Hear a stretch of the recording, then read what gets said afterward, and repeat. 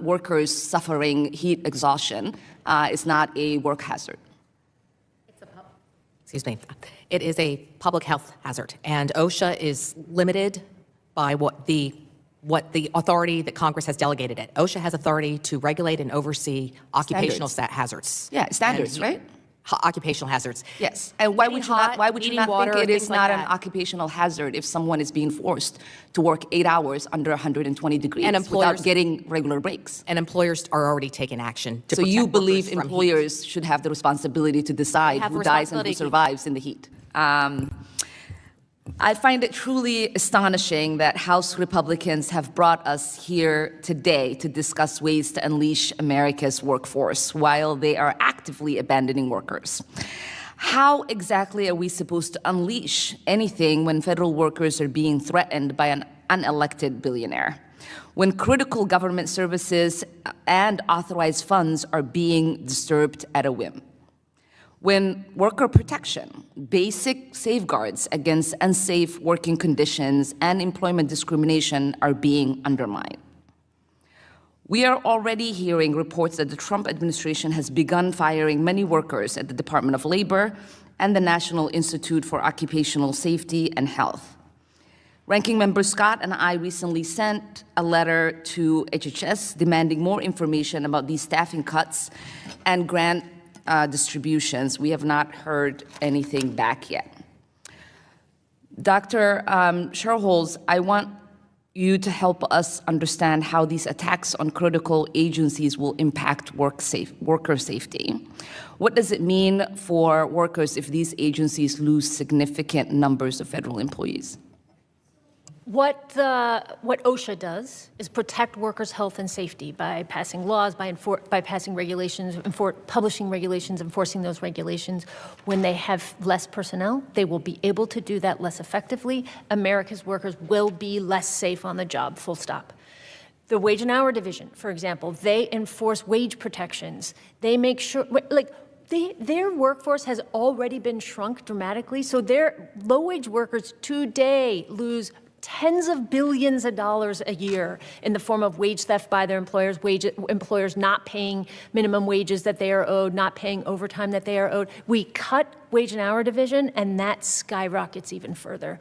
Workers will be hurt by actually being hurt on the job and by losing wages that they were legally owed. Yeah. And who really benefits when agencies lose this capacity? Okay. The people who benefit are bad apple employers. They benefit because they are able to cut corners on worker safety protections. They're able to cut corners on actually paying their workers. They just don't have as much oversight over what they do. So bad apple employers gain over workers.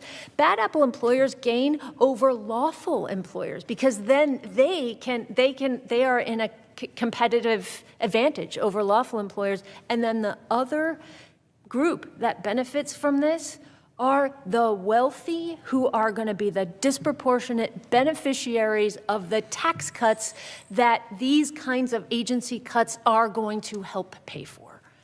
Appreciate that. Thank you so much. And I have to say, these attacks will have, as you just said, real and devastating consequences for working people in this country. It's about thinking about economic mobility. It's about thinking about job security. It's, at minimum, thinking about institutional stability. And what we are witnessing that is taking place in this country really is something that I find very outrageous and shameful.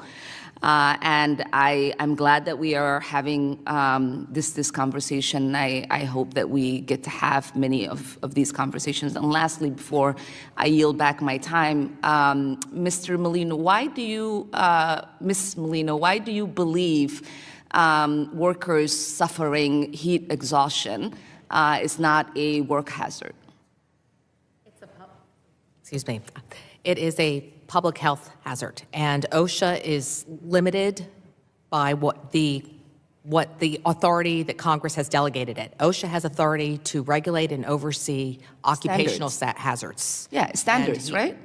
occupational hazards. Yes, and why Getting would you not? hot, Why would you needing not water, think it is things like not an that. occupational hazard if someone is being forced to work 8 hours under 120 degrees And without employers- getting regular breaks? And employers are already taking action to So protect you workers believe from heat. employers should have the responsibility to decide have a who dies and who responsibility to keep- survives in the heat? They have a responsibility to keep their workers safe, most definitely, but that is separate and apart from So you're OSHA's saying authority. those employers who have not done that, who have seen people die at their workplaces in places like Texas, it's just because they're bad people, and we shouldn't have the responsibility of protecting the workers, is what I hear. I yield That's back. not what I'm saying, but thank you.